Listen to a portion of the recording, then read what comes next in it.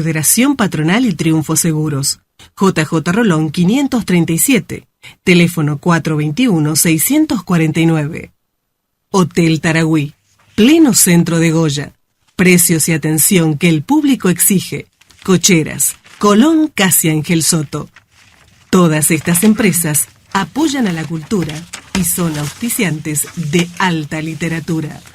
Estudio Jurídico Aguirre José Luis y Cañete Marcos. Consulta casos penales, laborales, sucesorios, familia. Avenida Perón 2058. Teléfono 430774. Centro de Cirugía Plástica Doctora Eve Blanco.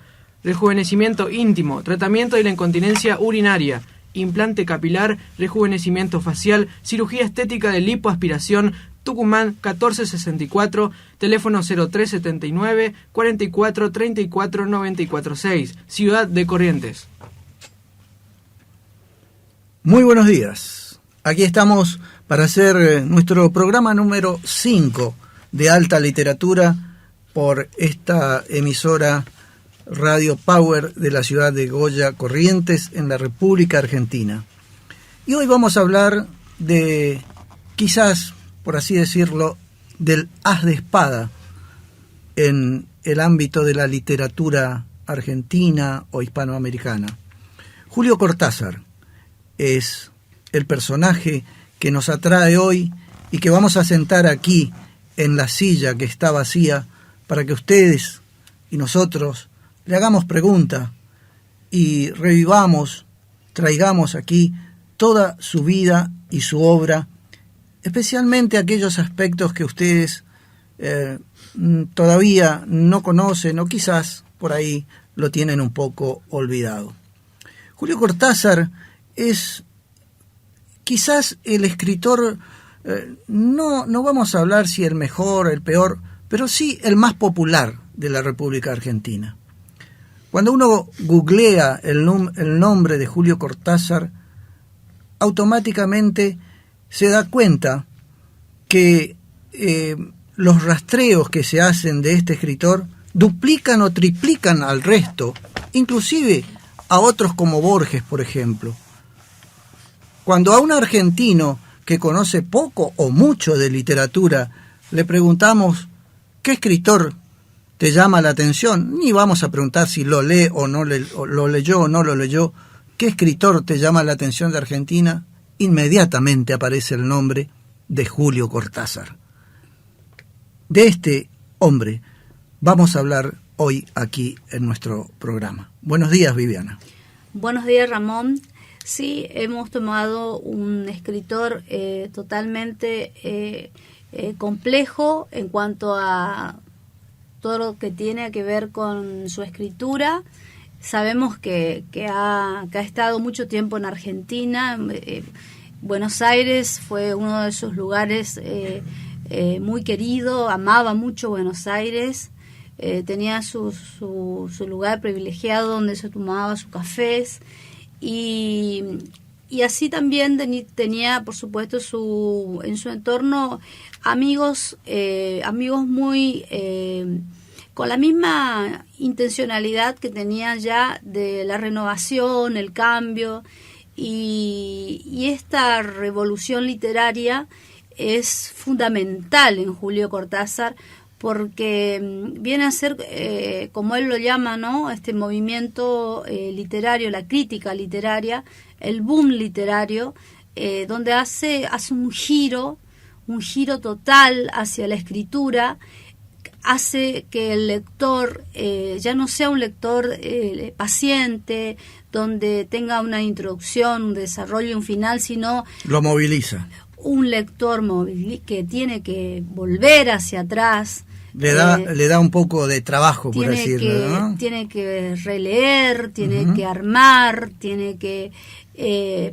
Son cuestiones estéticas, novedosas, y no tan solo él, porque sabemos que Borges con los símbolos pasa exactamente lo mismo. Vamos a hablar y vamos a hacer esta comparación con Borges, pero también es importante decir que, bueno, respecto a lo que estás diciendo, que hubieron distintas etapas, como prácticamente en casi todos los escritores, con respecto a su obra. No toda su obra es igual, ha ido haciendo cambios, por así decirlo, a lo largo de su obra, a pesar de que es un hombre que empezó a escribir con edad ya bastante avanzada, digamos, ¿no? Claro, cambios, pero estos cambios son significativos a partir del momento de la escritura.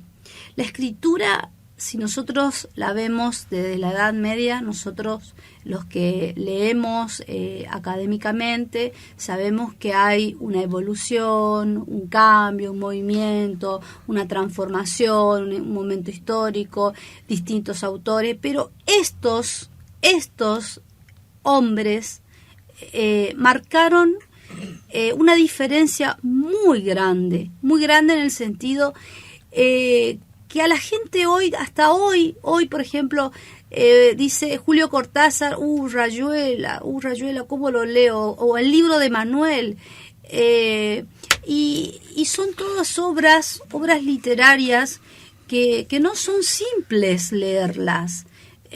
Por eso yo te lo comparaba con Borges.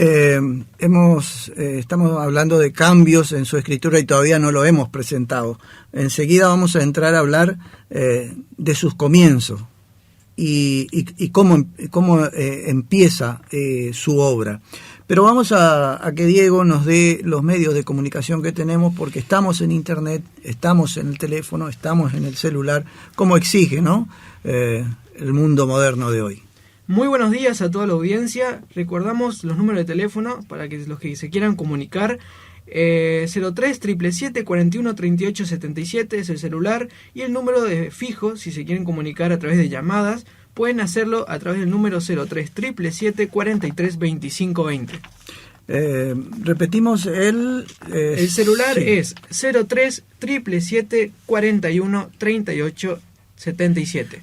Número fijo 03-777-43-2520 para llamados.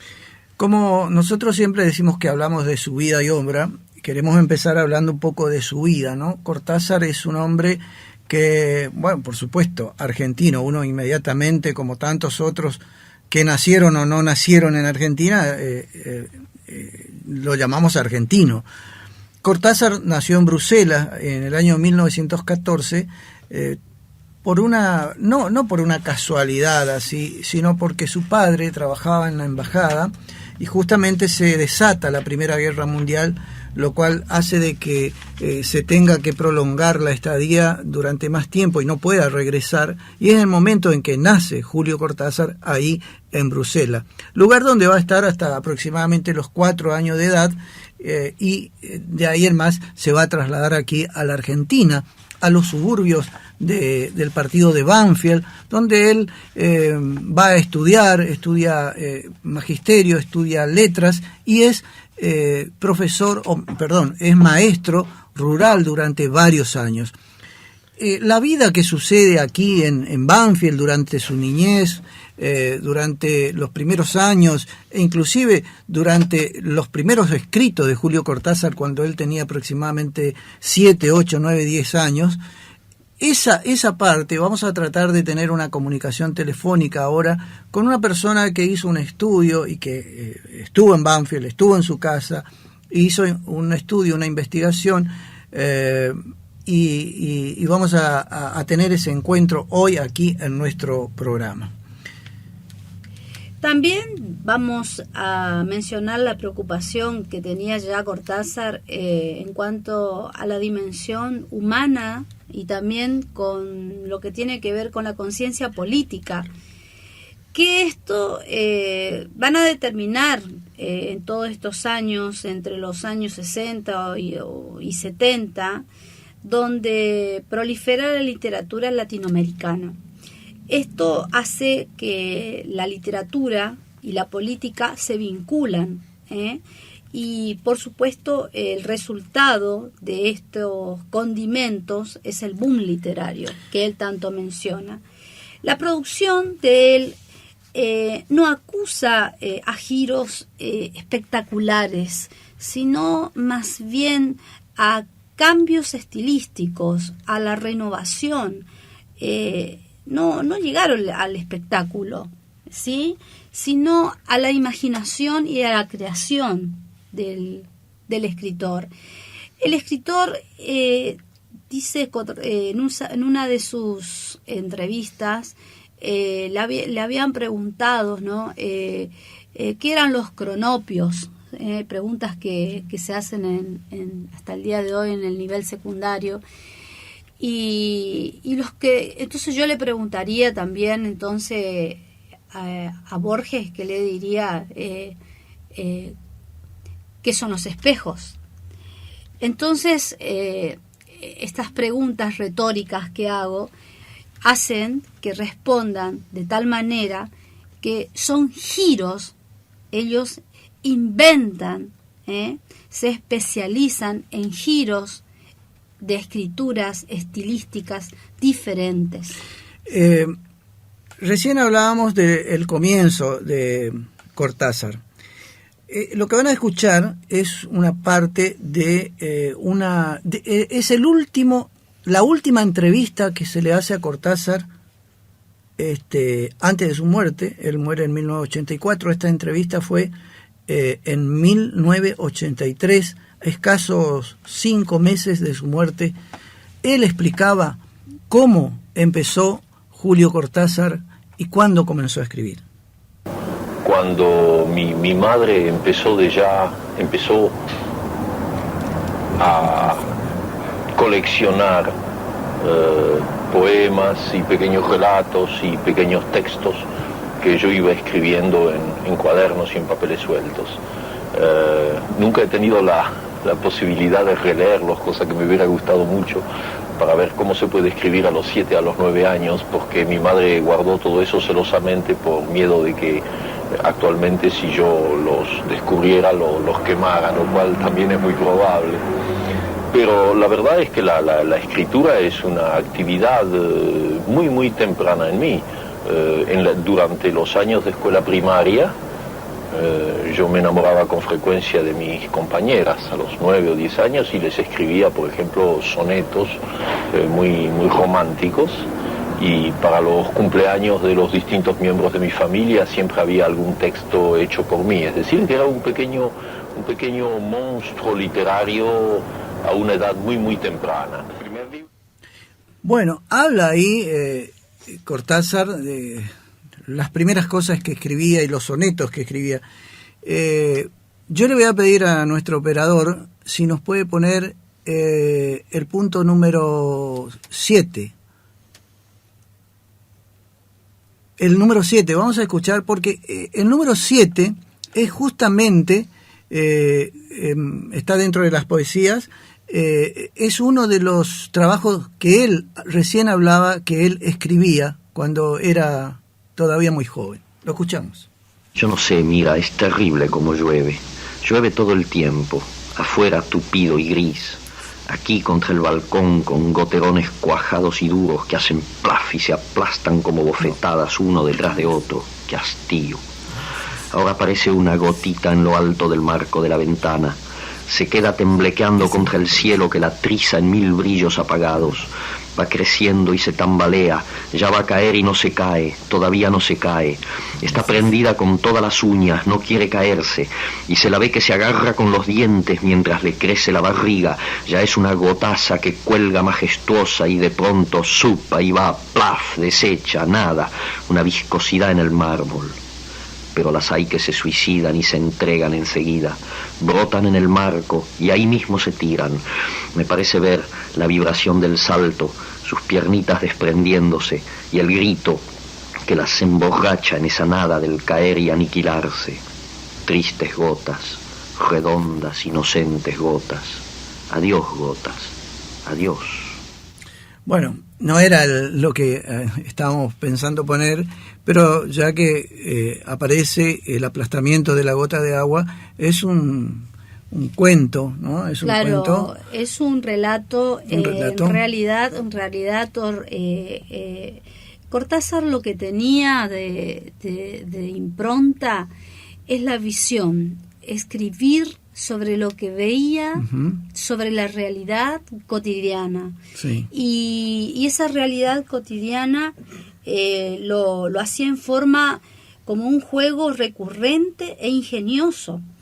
con las palabras exactas para poder describir y llegar a una determinada descripción, de tal manera donde aparecen, por supuesto, los recursos de una manera impecable, prolija y sumamente creativa, ¿sí? Por eso la poesía de las gotas, más allá de que son 2 simples gotas que van a caer, hay toda una descripción, pero una simbología tan importante que hace que tenga una impronta en tanto a la escritura. Este tono particular que toma Julio Cortázar desde lo común, de lo cotidiano, también ya lo hace otros escritores como Roberto Arlt, comienzan a escribir cosas de la vida cotidiana, de la dimensión humana, de las vivencias. Este cambio, o sea, de hablar de la realidad social, inclusive él mismo lo dice, habla de un sector político desde la izquierda, se produce a partir de un cambio en él en el año 1964, cuando él viaja a Cuba y posteriormente a Nicaragua en contra del régimen de Somoza, y a favor, por supuesto, de la independencia de Cuba. Y ahí es donde él dice que comienza a ver aspectos de la vida, donde él dice, yo ya no soy solo, sino que vivo en una sociedad, y comienza a relacionarse mucho con Roberto Arlt. Pero si hablamos... bueno, recién hablábamos, tenemos una comunicación telefónica, recién estábamos hablando de los comienzos de Cortázar, de su llegada a Buenos Aires, a Banfield, y tenemos a una investigadora. Si está Natacha Mel, me estás escuchando. Buenos días, Natacha. Hola, buenos días. Bueno, estoy escuchando, parece... escucho algo... Entrecortado, ¿no? Sí, no, estoy escuchando... ¿Vos tenés un televisor, algo? Parece que sale al aire y un... Estoy con los amigos. Bueno, hemos parecido. Me corrí un poquito. Bueno, sí, recién hablábamos, estábamos hablando de Cortázar, bueno, su nacimiento y demás, y después cuando llega a Banfield, ¿no? Y nos gustaría, como vos hiciste, Natacha Mel, una investigación, un trabajo sobre la vida de Cortázar en Banfield, ¿qué nos podés aportar en nuestro programa? Bueno, para la SADE surbonaerense, que es la SADE que abarca el conurbano sur de la provincia de Buenos Aires, encaré una investigación sobre Cortázar y su vida en Banfield, porque él, luego de que viene de Europa, transcurre su infancia y parte de su adolescencia en Banfield, que era un pueblito, como él dice, suburbano, al que había que llegar en tren, y con casitas muy a la inglesa, ¿no? Sí. Con esas casas con unos patios enormes, que los chicos podían encontrarse por esos patios y jugar y bueno, y compartir todos esos juegos tan hermosos de la infancia que se fueron perdiendo lamentablemente, ¿no? Y él a su vez empezó, bueno, con su gran pasión por la literatura y él le gustaba mucho leer y escribía desde chico, y concurrió a una escuela que queda en Banfield, es una escuela que se llamaba hasta hace muy poquitito Roca, Julio Argentino. ¿La escuela primaria? La escuela primaria la hizo en Banfield, sí. Y esa escuela se llamaba Julio Argentino Roca, y ahora a partir del documental y de una cantidad de pedidos que se hicieron, Se llama Julio Cortázar. La escuela se llama Julio Y Cortázar, ha lógicamente. cambiado el nombre. Sí. Ahora, ¿él fue también maestro rural o era en la ciudad su actividad docente? No, él luego se va de Banfield Uh-huh. y es maestro rural en la provincia de Buenos Aires, Uh-huh. no en Banfield, No en Banfield. en un lugar mucho más rural, porque Banfield era suburbano, no era rural, no Sí. eran todas casitas, pero era una ciudad muy cerca de Capital Federal. En cambio, después creo que se va a Lincoln, Ajá. y ahí o a Chivilcoy, no me acuerdo bien cuál de los dos lugares, y ahí es maestro rural. ¿Y en Banfield vivió hasta qué edad aproximadamente? Y él dice que vivió unos 10 años más o menos, estuvo ¿Con? hasta Con- el 18 más o menos. por ahí. ¿Con quién vivía? Él vivía con su mamá, Ajá. su hermano, Con su madre. sí, con su madre. Eh, Sí. ¿Y esa casa en Banfield actualmente es un museo? ¿Se la puede ver? ¿O cómo está? Bueno, el documental que se hizo sobre Cortázar, que se llama Instrucciones para abrir una puerta, Sí, si ustedes lo tienen así en Goya, sí. es un documental que parte de una puerta que es lo único que quedó de la casa donde él vivía. Entonces, a partir de esa puerta se reconstruye su infancia en Banfield. ¿Por Bien. qué? Porque, bueno, la casa después es rematada, Sí. vendida, y ahora en su lugar hay una casa de las más modernas, ¿no? Claro. Bien argentino, digamos, esto, ¿no? Claro, de romperlo, todo lo que simboliza la historia de alguna manera, ¿no? Ahora hay una pluma que recuerda, ¿no? Una pluma, una lapicera, pluma, que recuerda el lugar donde estaba la casa, y hay una placa que dice: acá vivió el gran escritor Julio Cortázar, Sí. pero de la casa no queda nada. Y la ¿Sabe? puerta Sí. no está en la casa. Ajá. La puerta que se rescató Sí. está en la escuela donde él estudió. Vos sabés que me llama la atención no me llama la atención, porque hace unos programas atrás hablamos de Alfonsina Storni, tuvimos un contacto con una persona que investiga a Alfonsina Storni de Mar del Plata, y yo le preguntaba casualmente qué era Alfonsina para Mar del Plata, y bueno, uno conoce en la Costa del Mar su monumento, y me dice: ¿querés que te conteste en forma la realidad o en forma turística?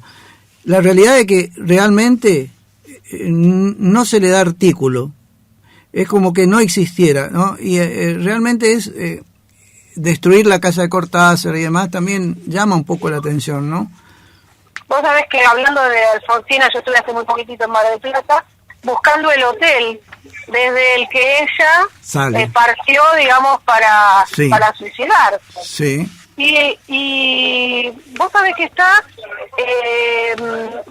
lo eliminaron, digamos. No es que no existe, Sí. sino que le pusieron una fachada de vidrio, lo transformaron, y no hay una sola placa que recuerde que ahí vivió sus últimos días Alfonsina Storni. Por eso te digo, bien argentino lo que nos estás contando, ¿no? Porque en esta tarea que hacemos nosotros de investigar cada uno de los autores una vez por programa, uno por programa, nos encontramos con esta realidad, ¿no?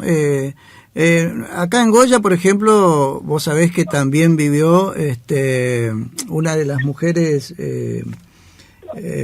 Camila O'Gorman.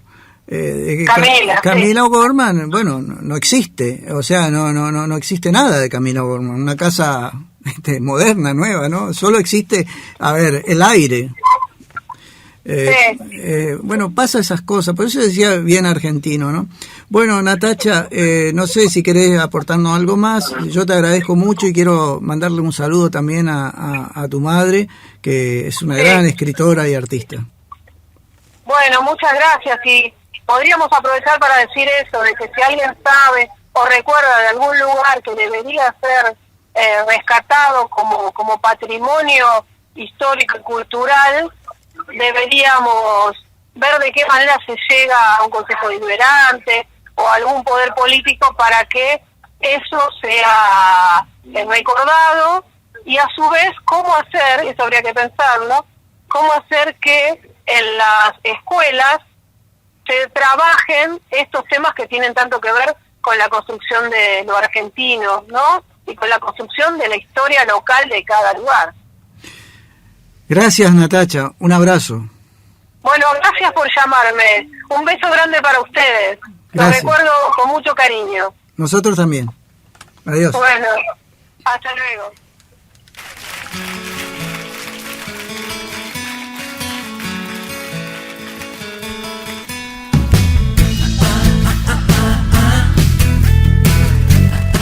Recordamos nuestras vías de comunicación. Se pueden comunicar a través del número celular, que es 03 777 41 38 77, y pueden llamar al teléfono fijo, que es 03 777 43 25 20. Muy bien. ¿Viviana? Julio Cortázar, sí, mencionaba algo muy importante, nuestra amiga, lamentablemente cada vez, no sé si en el mundo o en la Argentina, la literatura, y más allá de la cultura, ¿no? La literatura se está dejando de lado. ¿En qué aspecto? Bueno, pero para eso está este programa, ¿no? Para eso está este programa. Sí, hay muchas provincias que trabajan mucho por la cultura, pero yo hablo sobre la literatura. ¿Y por qué hago este enfoque? Porque hemos tenido tantos grandes escritores y que hoy, sin embargo, tenemos toda la tecnología, llegamos a la información, llegamos al objetivo, llegamos a una conclusión, pero en fin, el valor que se te tendría que dar, el lugar póstumo que tendría que tener, no lo tiene, no lo tiene ningún escritor. Ni siquiera después de muerte, porque hemos pasado hablamos de Alfonsina, hablamos de Cortázar, hablamos de varios autores ya y de otros más, y de otros mártires, pero lamentablemente acá hay una falla en el sistema educativo. ¿Y dónde está la falla? La falla está en que la literatura, lamentablemente, se ha quitado en el nivel secundario. Las orientaciones que hoy tenemos, actualmente en el sistema Ministerio de Educación de Corrientes, voy a hablar específicamente, solamente dan literatura latinoamericana, hispanoamericana en el último año, donde un alumno puede recién conocer quién es un Borges, quién es Cortázar, y en quinto año sí más o menos podemos dar algo de edad media. Pero solamente, te cuento, Ramón, se hace solamente en una orientación, que es en bachiller con orientación en ciencias sociales. En las otras, directamente no se da literatura. Entonces, como decía ella, y coincido netamente, desde las escuelas,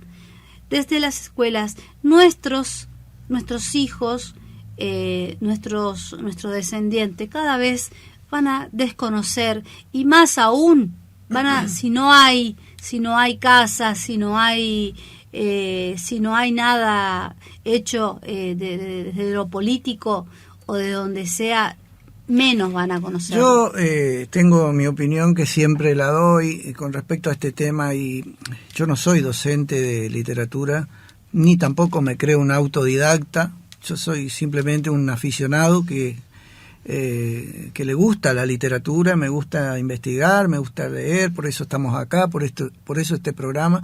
Pero veo también, porque fui alumno de la escuela secundaria alguna vez, que a veces la literatura, la culpa muchas veces de la falta de interés y demás, muchas veces la tiene la culpa el docente. A veces inclusive hasta se toma como un castigo darle de leer, no sé, tal libro a un alumno, ¿no? O que entre un alumno que nunca vio nada de literatura y le tiren por la cabeza la Celestina, ¿no? Entonces, me parece que esto es un poco como cuando yo escuchaba un programa referido a música clásica. Alguien que nunca escuchó música clásica, no podés empezar haciéndote escuchar Beethoven, ¿no? Tenés que ir por otros que son no sé si más cercano a la gente, ¿no? Me parece que el docente tiene que enamorar al alumno. Exactamente. De la literatura. De eso se trata. Pero lo que pasa, Ramón, como te contaba, la experiencia que yo vivo, yo tengo 2 turnos. En el turno mañana no se da literatura. Y al no darse literatura, ¿cómo llega el alumno? En cambio, como a la tarde sí tenemos otra orientación, gracias a Dios yo tengo esas horas, se da en 6º año, y ellos sí te pueden hablar de Vargas Llosa, de Benedetti, de Juan Rulfo, sí.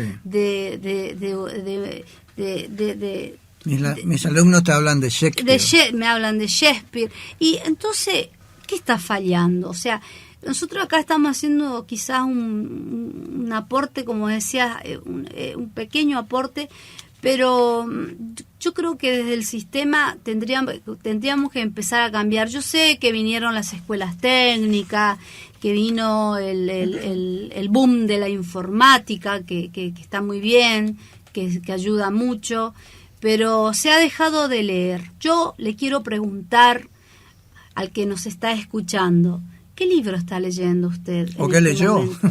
No, hoy, ¿qué libro está leyendo? Y esa pregunta hay que hacerse. ¿Qué leo? O sea, entonces partimos, ¿no? Y concluyo, ¿no? Cerrando, ¿no? Con la conversación y coincidiendo con la conversación con nuestra amiga, que lamentablemente esto cada vez se pierde más. Nos fuimos un poquito del tema, pero bueno.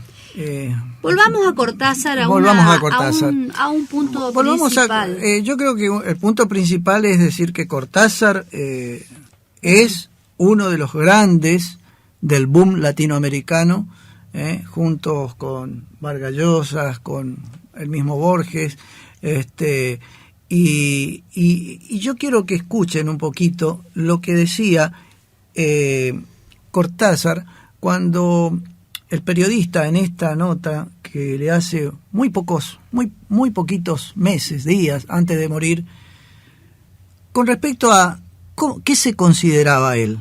¿Él se consideraba un gran escritor? Escuchen lo que decía Julio Cortázar. Porque escribía mucho y quemaba mucho y tiraba mucho, iba acumulando experiencia, la doble experiencia de escribir, de leer y de vivir, es una triple experiencia. Hasta que llegó el día en que me dije, bueno, hay algunos cuentos, eran cuentos fantásticos, que se pueden publicar, y fueron los cuentos de Bestiario. Pero me negué a hacerlo antes y no lo lamento, lejos de eso. ¿Tuviste siempre una idea clara de tu porvenir como escritor? No. ¿Qué quiere decir porvenir como escritor? No, para mí escribir es en un presente absoluto, no hay ningún porvenir. Entonces yo te voy a decir una cosa que te va a parecer hipócrita, y sin embargo la digo, y no es la primera vez que la digo. Yo no me he considerado nunca, ni me consideraré nunca como un escritor profesional. ¿Ves? Yo vivo en un país donde la escritura es una profesión. Los escritores son en general profesionales, es gente que tiene ya un estatus de escritor. Yo me considero un aficionado, realmente un aficionado. Cuando miro todos los libros que el otro día descubrí que he publicado 15 o algo así, tengo una sensación de sorpresa porque no lo creo. No lo creo, yo estoy siempre un poco en mi primer libro. Yo escribo porque me gusta, por darme el placer de escribir, y en ese sentido me considero un aficionado. Y no es... Bueno, ahí está. Yo creo que no merece mucho análisis, porque él mismo lo decía. Me considero un aficionado, y yo creo que no es una modestia falsa la que hace, sino porque realmente así siempre lo dijo, ¿no? Y en ese sentido yo a él le diría que estoy en contra de lo que dice. Es todo lo contrario. Es indudable que él es un estructurador de la trama, de una nueva trama. Uh-huh. Lo que él construye a través de Rayuela y de su otra obra 62 modelos para armar, es un collage, ¿sí? Para el que nos está escuchando, son distintos fragmentos que van seguido uno del otro, y eso hace que sea una proyección organizativa diferente, y justamente eso es lo que configura una cosmovisión diferente a la que él está buscando. Hay una liberación mental por parte de él y por parte del grupo donde él está emerge, ¿sí? ¿Por qué una liberación mental? Porque hay una libertad de creación, una libertad sin límites. Pone en evidencia la liberación total del mismo. Y eso hace que la creación de estas dos obras trae la crítica literaria, cómo lo leo, cómo lo entiendo, cómo lo armo, dónde lo empiezo a leer, cuál es la trama. De allí justamente en principio hace que el collage se instala como una superestructura. Eso es muy importante en nuestra literatura. Se instala por primera vez y configura una estructura abarcadora que después vienen a utilizar otros escritores, ¿sí? Justamente, si hay algo que se destaca de Cortázar, es esto, ¿no? Lo nuevo que presenta él, este nuevo subgénero o género no bien que no está dentro de un corset, sino que se abre, inclusive a veces él mismo lo dice, ¿no? Con el tema de almanaques, que va haciendo cambios y va poniendo, empieza a escribir una poesía y resulta que no es poesía, sino que se termina en un cuento. Vamos a escuchar un poquito, le vamos a escuchar a Diego, ¿no? Que nos lea algo que tiene que ver con el gran cambio que se produce en Cortázar y que justamente García Márquez dijo es el cambio más importante que yo he visto en mi vida respecto de una persona, ¿no? En este caso de un escritor. En este sentido, su viaje a Cuba en 1962 constituyó una experiencia decisiva en su vida y el detonante de un radical cambio de actitud que intuiría profundamente en su vida y en su obra. El intelectual introvertido, que había sido hasta entonces devendré activista político, merced a su concienciación social y política, en 1970 se desplazó a Chile para asistir a la ceremonia de toma de posesión como presidente de Salvador Allende y más tarde a Nicaragua para apoyar el movimiento sandinista como personaje público. Julio Cortázar intervino con firmeza en la defensa de los derechos humanos. Bueno, el Cortázar antes de su viaje a Cuba y el Cortázar posterior a su viaje a Cuba y también a Nicaragua. Absolutamente otra persona, otra forma de encarar, otra forma de pensar, y lo va a decir él en esta parte de la entrevista que vamos a escuchar. Participación, digamos, en la historia, en la época en que escribí Casa Tomada y todos los cuentos de bestiario, digamos hasta la época de Rayuela inclusive, era una participación de tipo teórico. El otro día lo decía en una entrevista aquí en México. Durante la Segunda Guerra Mundial, naturalmente, yo defendía la causa de los aliados contra los nazis. Durante la Guerra de España, defendía la causa de los republicanos contra los franquistas. Pero era lo que yo llamo ahora defensas de café. porque eran conversaciones con los amigos en los cafés, a lo sumo algún incidente en la calle cuando había una manifestación, pero no había ninguna participación directa. Nunca se nos ocurrió que podíamos hacer mucho más por la causa que defendíamos. Simplemente estábamos del lado de los aliados o del lado de los republicanos. En un plano de simpatía. En un plano de simpatía, pero en un plano exclusivamente teórico, que no incluía la posibilidad, por ejemplo, no diré ya de incorporarse personalmente, porque eso desde la Argentina eran problemas casi insolubles, pero sí de participar en comités, en obras de solidaridad, en trabajos de conjunto. Es decir, ya entrar en un trabajo de tipo político. No, eso no. Es un proceso que se fue haciendo muy lentamente a partir de la experiencia de la Revolución Cubana. ¿Qué significa? Ahí está lo que decía Cortázar, ¿no? El compromiso, dejar de ser, digamos, un observador y un charlatán de una mesa de café y pasar a ser prácticamente lo que él llama, en otras palabras, un activista, desde el punto de vista al que él le corresponde. Casualmente, fíjense que una de las cosas que sucede cuando Cortázar se va de la Argentina, lo hace por estar en contra del régimen, no en este caso no ha sido un perseguido por el proceso militar, sino en contra del movimiento peronista. Lo dijo él, y lo decía permanentemente, inclusive algunos de sus trabajos hablan de esto, ¿no? Hablan, y directamente en el libro de Manuel está claro. Está clarísimo. Claro.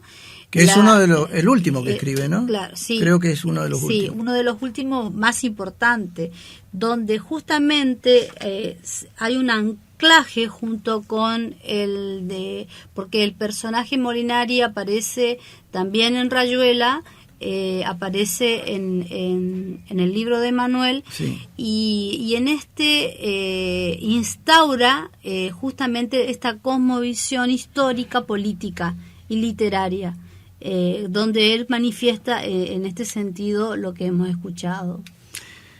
Hay algo que no se puede dejar de lado cuando hablamos de Julio Cortázar, hablar de su relación o empatía o no, o hasta qué punto, con Borges. ¿Qué tiene en común Cortázar de Borges? Cortázar lo leía a Borges y escribía, tenía, un lineamiento muy similar, muy cercano a Borges, pero sin embargo, dice, se apartó de la alegoría metafísica para indagar en facetas inquietantes y enigmáticas en lo cotidiano, que es lo que vos decías hoy. Sí, sí, como lo hace Bioy Casares, ¿no? Como lo hacen otros escritores, salen a lo más humano, todo lo cotidiano, por eso que en los cuentos, La casa tomada, los cuentos fantásticos que son extraordinarios, los cuentos de Julio Cortázar, son cortos, son breves, los invito a leer, son fantásticos. Claro, son cuentos que son fáciles de leer. Son fáciles de lectura. Sin embargo, si tomamos los cuentos de Borges, ya tenemos un cambio en cuanto a su trama discursiva. Ya tenemos mitología, tenemos símbolos, ya hay un cambio, ¿no? Son distintas formas de escribir. Quiero ¿no? atar cabo con lo que hablábamos hoy anteriormente. Decías Rayuela, ¿no? No podés darle a un chico de la secundaria el primer libro, leer Rayuela. No, por supuesto. Es lo mismo que a un alumno le diga, vamos a ver Shakespeare, toma el primer libro que vas a leer es Hamlet. Exactamente. No podés hacerle leer Hamlet. Exactamente. Porque no digo que sea para entendidos ni para... No. Pero hay que ir paso a paso, ¿no? Paso a paso. Bueno, vamos a ver. Hablábamos recién, Borges, Cortázar y también Art.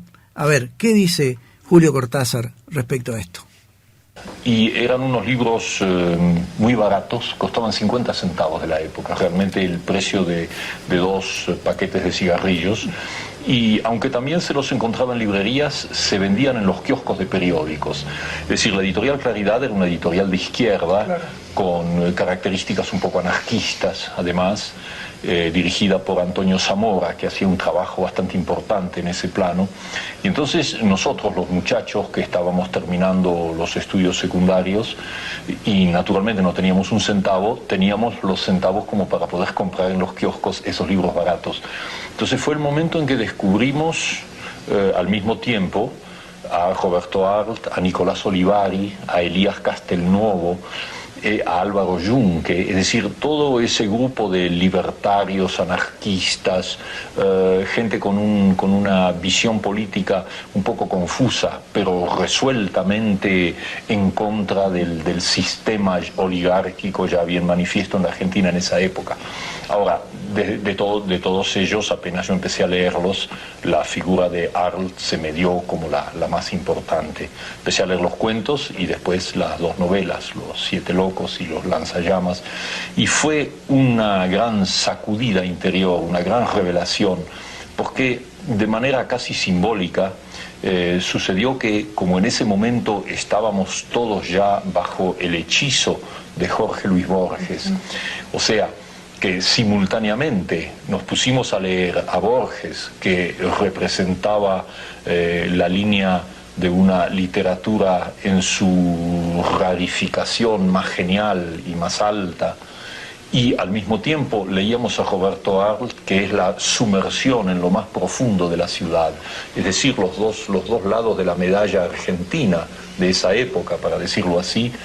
El ejemplo literario de Arlt tuvo para mí una importancia extraordinaria. Es decir, si Borges me dio a mí una gran lección de rigor, de escritura, y me mostró el camino de un estilo, si querés, que no fuera una vez más ese estilo lleno de floripondios y de exageraciones, con demasiada influencia española, mala, de la mala, en ese momento. En cambio, Arlt me mostró el camino de una literatura de contacto directo con la realidad de la ciudad, con Buenos Aires.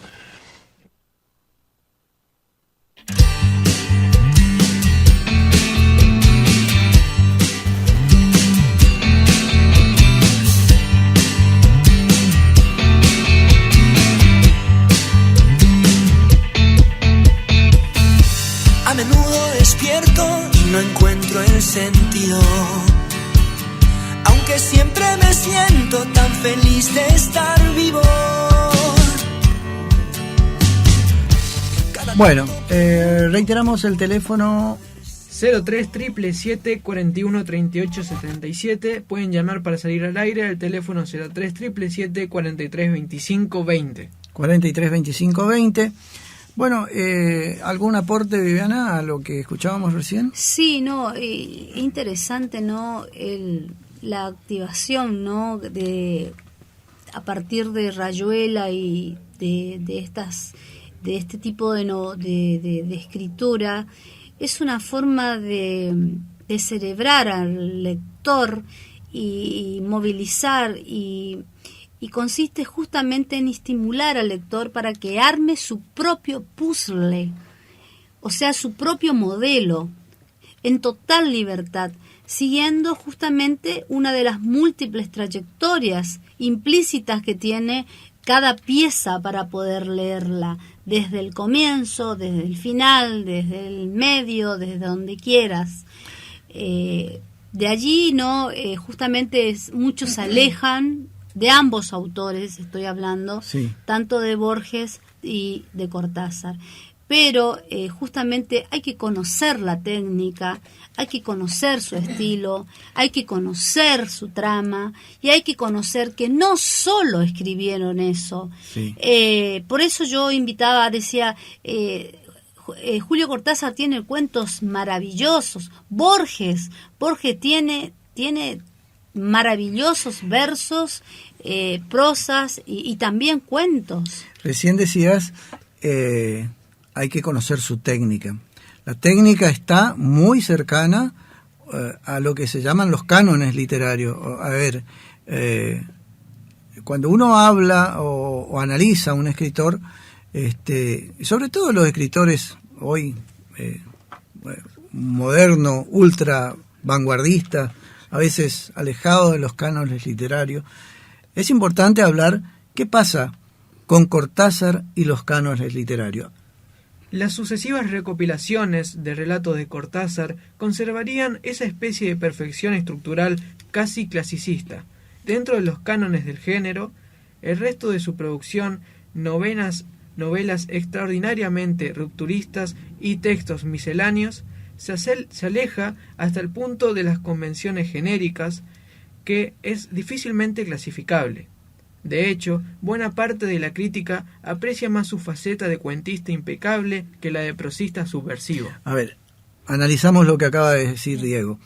Por un lado tenemos Cortázar, conserva la especie, los cánones, la estructura clasista, respeta absolutamente. Y luego, a ver, primero lo conozco y luego se aleja de esto para hacer su estilo, ¿no? Este estilo de lo que hablábamos de los almanaques, los cambios y demás que él va a innovar. La nueva propuesta de armar. Pero esto no quiere decir los cánones tirados a los perros. Totalmente, ¿no? Diferente, totalmente.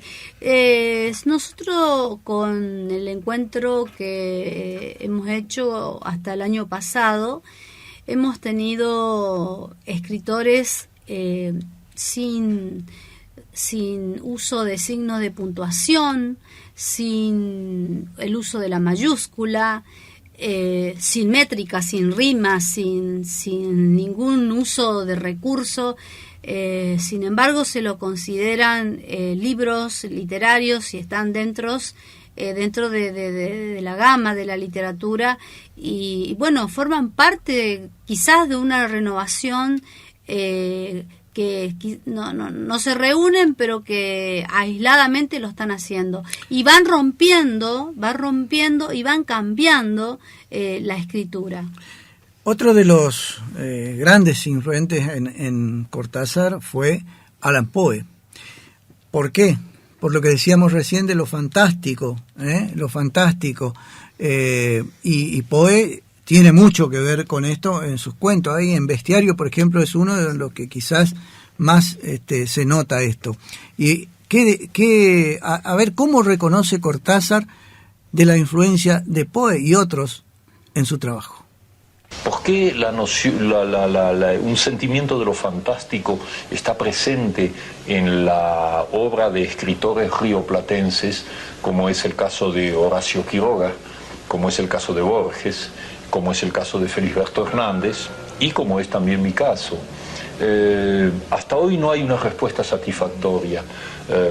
Un poco paradójicamente, a mí se me ocurrió alguna vez que tal vez nosotros caíamos en lo fantástico por el hecho de que la realidad que nos circundaba no tenía la riqueza y la abundancia tropical que hay en los países más al norte.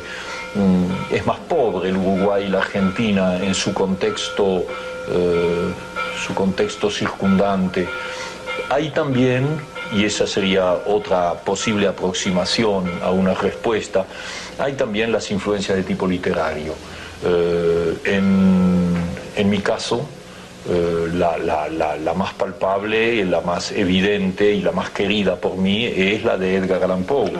No hay que olvidarse que Edgar Allan Poe era muy leído en la Argentina y en el Uruguay, era considerado un maestro. Hay que pensar también que la influencia francesa se hacía sentir en el caso de Villiers de l'Isle-Adam y de otros escritores, aunque lo fantástico no es la nota fuerte de la literatura francesa, pero de todas maneras. Pero sí la literatura anglosajona en su conjunto, eso que se llamó la novela gótica, por ejemplo.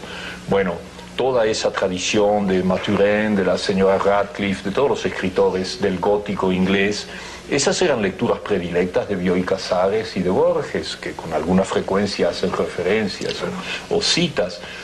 No sé cuáles eran las lecturas de Horacio Quiroga. Tal vez su sentimiento de lo fantástico es una cosa inventada, natural, con natural en él, pero pienso que también está influido por Edgar Allan Poe. Estoy seguro de que debía ser un muy buen lector de él. Esos son algunos de los elementos que podrían explicar la predominancia de lo fantástico en esos dos países.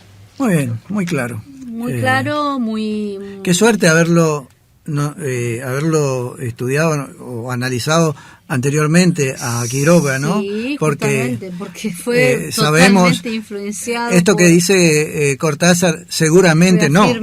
Nosotros lo afirmamos. Lo afirmamos y lo fue, constatamos. Claro, fue Poe uno de los, digamos, una de las guías, así por decirlo, ¿no? Sí. Bueno, estamos cerrando el programa, nos quedó ver un poquito sobre el tema de los cambios en Cortázar, pero algo dijimos, también terminar diciendo de que su obra al final se mete mucho en la política, y bueno, y es uno de los tópicos más que él va tomando en esto de la vida y de la sociedad, ¿no? La política siempre presente ahí. Vamos a finalizar nuestro programa y ya nos despedimos hasta el próximo programa con uno de sus poemas, ¿no? En este caso, poemas. Sabemos que Cortázar surge mucho más por la narrativa, pero por supuesto no podemos pasar un cuento entero, por eso vamos a poner Los Amantes, esta poesía de Julio Cortázar. Muchas gracias, Viviana. De nada. Nos vemos el próximo sábado. Hasta el próximo programa. Aquí está entonces Los Amantes, Julio Cortázar. Este poema se llama Los Amantes. ¿Quién los ve andar por la ciudad si todos están ciegos? Ellos se toman de la mano, algo habla entre sus dedos, lenguas dulces lamen la húmeda palma, corren por las falanges, y arriba está la noche llena de ojos. Son los amantes, su isla flota a la deriva, hacia muertes de césped, hacia puertos que se abren entre sábanas. Todo se desordena a través de ellos, todo encuentra su cifra escamoteada, pero ellos ni siquiera saben que mientras ruedan en su amarga arena, hay una pausa en la obra de la nada. El tigre es un jardín que juega. Amanecen los carros de basura, empiezan a salir los ciegos, el ministerio abre sus puertas. Los amantes rendidos se miran y se tocan una vez más antes de oler el día. Ya están vestidos, ya se van por la calle, y es sólo entonces, cuando están muertos, cuando están vestidos, que la ciudad los recupera hipócrita y les impone los deberes cotidianos. Auspician Alta Literatura las siguientes empresas: elgordo.com, Lácteos Tregar, Productos Pate, Pastas Don Yeye y Fiambres Piamontesa, Distribución y Logística. Petronorte, Envases, Cotillón, Embalajes, Mitre 736, teléfono 432-306. Óptica Social, anteojos en el acto, atención PAMI gratis, sábado abierto todo el día, Mariano y Loza 372, frente a la Escuela Normal. Amarilla Gas y Casa Cavalieri, 60 años en Goya, teléfono 432-360 y 422-237. Reparto a domicilio. Gomería Las Dos Hermanas, Alvear 14, cámaras y cubiertas, auxilios al 431-217. Giordano Autos y Autopartes, multimarcas, 0 kilómetro y usados. JJ Rolón 380. Mueblería e Inmobiliaria Toledo, Rolón, esquina Cabo Gómez. Muebles de algarrobo y pino, alquiler y venta de propiedades, tasaciones, loteos. Teléfono 420-814. Play Kids, Plaza de Juegos, cumpleaños, reuniones, diversión.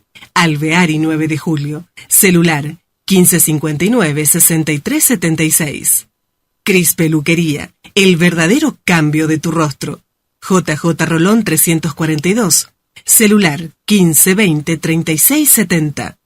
Metro Pizza, Delivery al momento. Mariano y Loza 420. Teléfono 432-046. Luis Romero, productor asesor de Federación Patronal y Triunfo Seguros. JJ Rolón 537. Teléfono 421-649. Hotel Taragüí. Pleno centro de Goya. Precios y atención que el público exige. Cocheras, Colón, casi Ángel Soto. Todas estas empresas apoyan a la cultura y son auspiciantes de alta literatura.